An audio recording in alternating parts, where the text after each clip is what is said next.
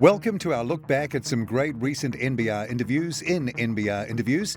I'm Paul Brennan. Coming up, data, socialites, the book review, and there's more.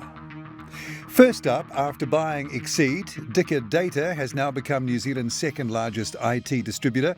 The Australian $68 million deal to buy the local firm comes 4 years after Dicker Data first entered the New Zealand market with the $65.5 million Australian dollar purchase of Australia Express Data.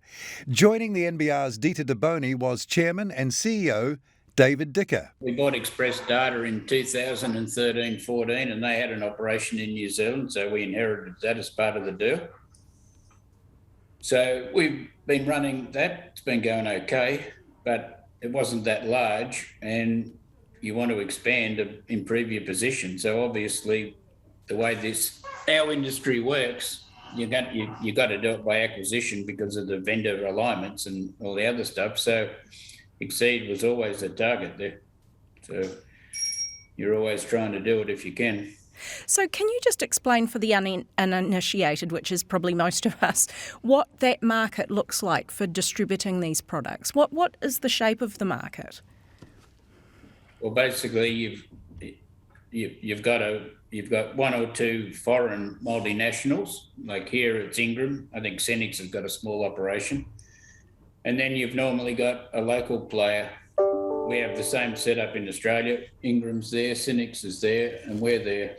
And they're both multinational offshore-owned operations, and our operations are local operations. So to compete with those guys, you need size, and we can get the size. Once we combine our current operation with Exceed, we'll be able to get into that situation, and we'll be in a position where you can compete. Once you're in a position where you can compete, you've got a lot more chance of getting a good outcome. So everyone is conglomerating in this market, aren't they, for that reason that you've described? Yeah, I mean, look, it's always going to consolidate because the vendor alignments are the key to this type of business, and the vendors aren't going to give those out, and they husband them and work on them in great detail, and there's obviously never a lot of them. So one of the most important things is to work with your vendor to get the outcome they want and get the outcome the way they want you to get it and all this kind of stuff. So that's really how it works. So I imagine that what you've done from the beginning is offer this quality of service and customer service that sort of marks your company out. So what do you think are the key attributes that Dicker Data service people have that make them different to anyone else? Obviously, I'm talking more about Australia, although we use the same methods here because we've operated in Australia since 1978. It's a long time. We don't sell to the public, we don't sell to the consumer. We sell to guys who sell to those people. And you cultivating the relationship between them and us is the key to the business. So that's really what it's all about. It's that personal relationship. I mean, obviously we have online stuff and we do a lot of that, but people still want to be able to deal with a person, and computers are technical. There's a lot of, especially when you move up to enterprise stuff and networking setups and all this thing, they're highly, highly technical. And we have expertise in those areas that we can help dealers that may not necessarily have it. So it's really the personal relationship between us and our customer that makes the difference. And, we do it better than the other guy in the broad. That's really where it lies. So what do you have to do now to knock off number one in the market? Like, what kind of growth do you have to experience to become number one in the market, which I assume is your goal in New Zealand? Well, I'll be honest, it's not really our goal.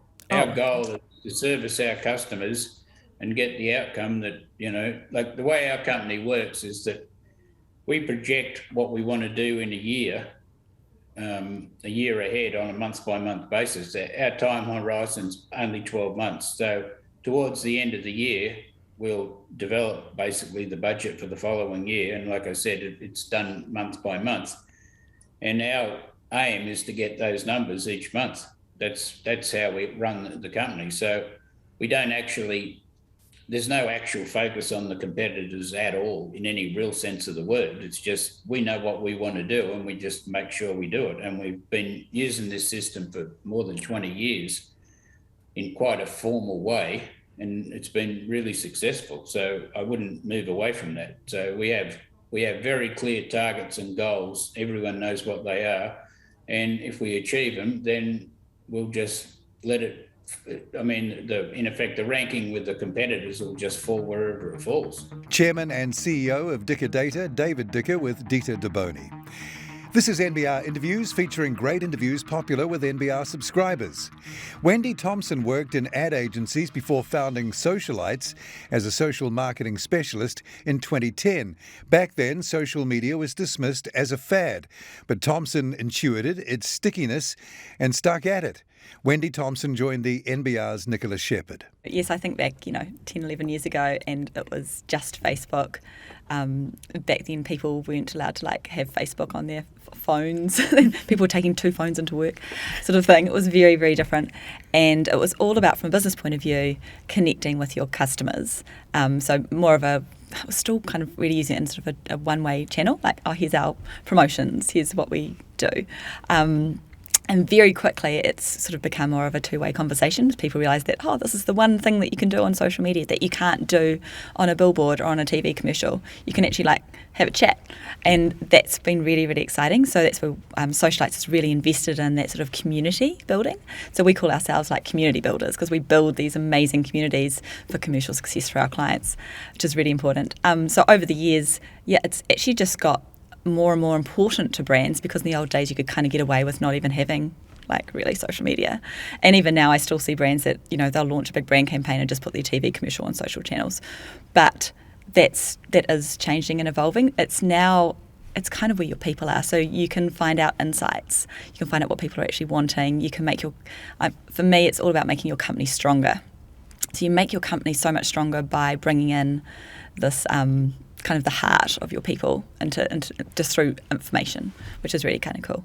But yeah, it's changing from a real practical point of view. It used to be just 1 or 2 big players. There's now so many social media players. It's just ridiculous. Everything, Facebook, Instagram, TikTok, Twitch is one my 12-year-old daughter is very big on, which is live streaming. She's a big gamer.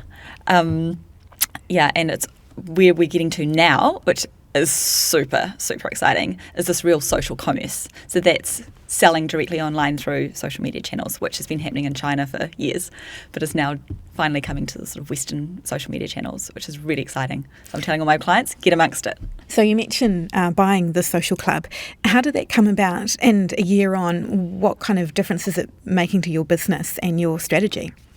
Yeah, and that was a really fortuitous and a random event. We're sort of in the middle of the lockdown, which we talk about, and just had a few days of quite stressful, as I know a lot of other businesses were going through, of clients ringing up and cancelling and pausing contracts, bang, another one. It was, and I know a lot of business owners out there in exactly the same position. It was very scary. But I also got a really cool phone call from Georgia, who owned the social club, who's been a friend for years, saying, hey, I'm sort of thinking about selling. Would you be interested? And I was like, yeah, I've got money going out, on one hand, but also this huge opportunity. So I talked to my co-CEO Mel, and we were like, what does our gut say? And at the end of the day, our gut was even though our revenue numbers are dropping, so it was intense. Right now, at the end of the day, social media is going to be so important, anything digital. So let's back ourselves and take this huge opportunity when it came across. For us, it was fantastic because it opened up a whole lot of clients that we hadn't worked with before, like Mars, like Fonterra. And obviously as a business, we had other services we could also possibly offer to them. But also, influencers, we'd been doing a bit of work, but the social clubs, their systems, their processes were so much better than ours, which was amazing. They always say you should worry about when you do an acquisition of finding out all the bad things. Mm-hmm. We just found only good things. And it's actually made our entire business stronger because their systems and processes were so great. We could actually roll them out across the rest of the company, which was fantastic. So that was a nice win. And you've got a bit of a taste for it now? You want to do it again? Yes. So I've always got the lookout just to see what other opportunities are around. Keep an eye. If anyone's, thinking about it, give me a call. So, we talked about the huge changes, but there's also been changes in the way people, between the generations, the way people engage with social media. Can you tell me a bit about what you're learning from your daughters, for example? So funny. Yes. I mean, I absolutely am so passionate about social media, and I've, been at the forefront of it for the last 11 years. But then I get reminded by my 12-year-old and 15-year-old that I actually know nothing. And that's okay too. I might be running the biggest, social media agency in Australasia, but they know more than me. It's quite embarrassing. It's really interesting. So I'm Gen X, and Gen X, which if you think about it, we use social media like we are used to using other media. So we use it, we grew up with, Cosmopolitan and TV. So we use channels like a magazine and like TV. But my children growing up, they grow up as digital natives, and they use the platform as the platform kind of wants to be used instead of trying to sort of force it on. Hard to explain, but for example, they send ugly photos of their faces to their friends all day, and I don't understand. I just don't understand. When TikTok first got big a couple of years ago, I actually got them to come in and teach my team all about TikTok. And got some clients, had some drinks. It was quite fun. So, yeah, my poor children, I think that's part of being an entrepreneur. They do get very involved in my business, and I use them. I don't think they got paid either, so don't tell the IRD. But, yeah. Social marketing specialist and founder of Socialites, Wendy Thompson, with Nicola Shepherd. You're watching NBR Interviews, compiled highlights from recent interviews popular at nbr.co.nz. The Master Builders Association says building permit delays cost $100 million a year and that building regulations need to be reformed. During the association's recent annual constructive forum, our political editor Brent Edwards spoke with Master Builders CEO David Kelly. We need to think of housing as core infrastructure, key infrastructure. We regard other things as key infrastructure like transport and like water supply, but for the last 50 years, we've had ad hoc government approaches, ill thought out short-term policies in our view, rather than thinking about housing as fundamentally important for people. And I don't think it's a big aspiration to say as a nation we should seek to house everyone that lives here in a decent quality home at a reasonable price and in a timely manner. And if you say actually that really matters, and put it down, then there's a bunch of things that need to follow from that. And there's a number of issues that follow.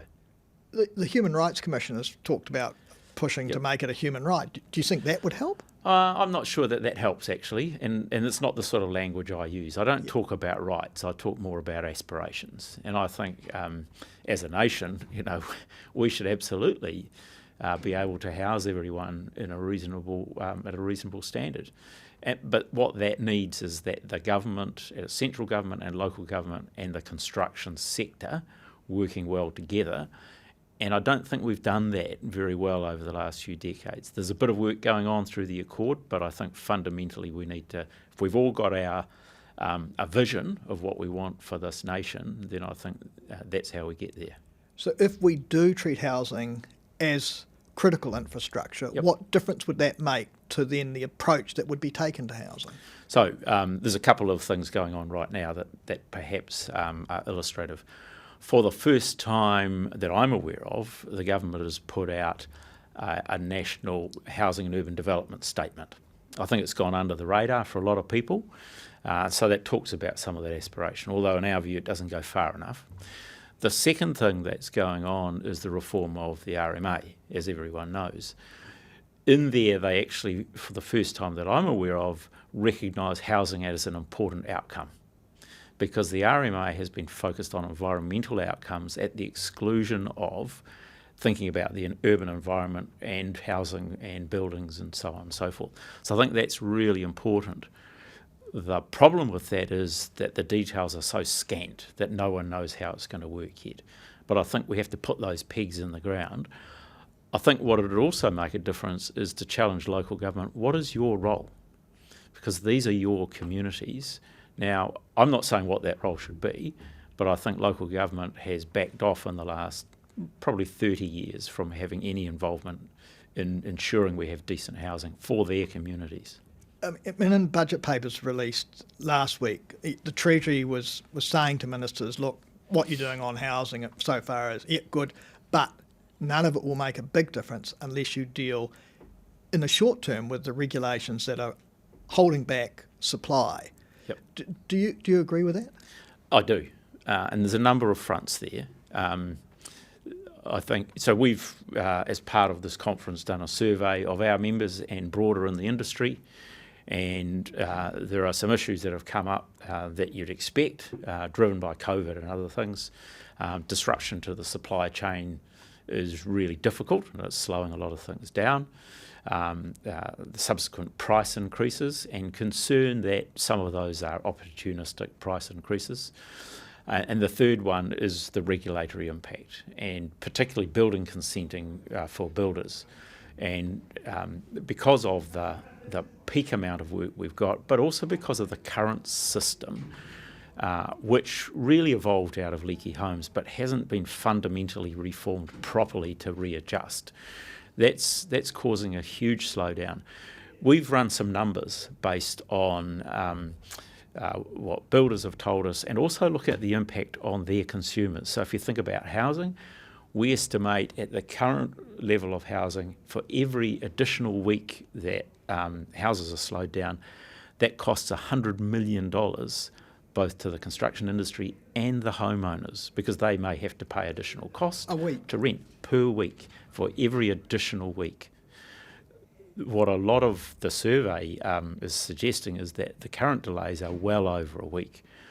There's something like 3 weeks for various parts, can be up to 6 weeks to get the final consent sign-off, which is essentially some paperwork. So I'm not pointing the finger at local government. Does local government have to? So they're part of the system, but they work within the current system. What we strongly believe is you have to reform that system. And there is a bit of work, but we think that should be accelerated. If you think about $100 million a week, and that's just per week, let's invest a bit of that money in reforming the system. There's a massive return to the country in terms of productivity and to homeowners and getting a better deal. Master Builders Association CEO David Kelly with Brent Edwards there. This is NBR Interviews, featuring great interviews popular with NBR subscribers. A Kiwi invention that improves recovery from potentially life-threatening bowel conditions is a step closer to full commercialisation, following a successful Series A round. The Insights company is hoping for $6 million by second close. Joining the NBR's Nicola Shepherd was the Insights company CEO Garth Sutherland and COO John Davidson. First set of patients that we're looking to treat with our system is a really high needs sick group of patients with intestinal failure, and these are patients that whose intestines are unable to support their body's needs, and they often arrive at this condition because they have a break in their intestine, so they wear a bag and all the intestinal contents come out into the bag, and what we are able to do is to reinfuse that content, which is called chyme, back into their body and allow it to pass on through its journey and support them as it's supposed to. And what are the benefits that you've shown this has for patients? So this has a number of very important benefits for patients. It is able to wean them off a very sort of invasive support that they require called parenteral nutrition, which is where, because their intestines can't provide them the nutrients, they're fed through a vein. Mm-hmm. It supports their liver function and also kidney function as well, and is able to help them wean off these sort of very high needs support mechanisms and then get out of hospital earlier. Right, because it shortens their hospital stay considerably, doesn't it? Correct. And it's cheaper. It is. Because of that. Yes. And because it lessens complications. Indeed. We're looking to save the health system money and also improve the clinical outcomes for patients. And you've actually got a figure that you had to supply for the New Zealand side of things. What is that figure? What is the kind of average savings per patient? So these patients cost in the sort of hundreds of thousands of dollars per patient. They can be in the hospital for sort of 8 months on average in New Zealand, and we can save the health system sort of around about that $100,000 mark, give or take, depending on how long the patient's in for, and also get them out of hospital in 1 to 2 months rather than having to be stuck into hospital for their entire duration of care. Wow. Okay. So You've just done the first close on your Series A round. Garth, if I can get you to tell me how much you raised. I understand you're leaving the second close open till end of September. So how much have you got so far? What will you use it for? And how much do you hope to get from this extra stretch? Yeah, hi Nicola. So we set out to raise $4 million for our Series A, and we've raised that amount. So we've done a first close on that. But we have approval from shareholders to raise up to $6 million. So we'll keep the round open and potentially raise another $2 million before 30 September. Use of funds for this is we've got adoption of our product in the UK and Europe. We've just had our first sale out of Europe. So the big focus for us now is driving the sales in the UK and Europe. To do that, we need to get product reimbursement out there. And then build our sales distribution channel and sales support and market. We'll also continue to drive our sales in Australia and New Zealand, which New Zealand's going very well. We've just signed up a distributor in Australia, so we'll provide them with lots of support. And the final piece is we'll continue getting our FDA approval and work on our US market entry to close that project off as well. So how long is that last piece likely to take? Are we talking months, years? So the use of this funds is a 2-year sprint to achieve all of those things. The FDA piece we expect to have done early next year. Okay. All right. So when we last spoke to you, it was 2019 and you just completed your angel round and you got, I think, 4.3 million at that point. What's happened since? What are some of the key milestones since then? Yeah, so we ended up raising just short of $5 million on that angel round in 2019. With that money, we did everything we said we were going to do. So we completed our product development. We got our quality system in place. We got the product CE marked, and we then got it funded by New Zealand DHBs and started to be adopted in New Zealand. And then finally we got some key opinion leader usage of the product in major markets, being the UK and Europe. And we progressed our FDA project as well. We've taken that all the way through the IDE process, or investigational device exemption process.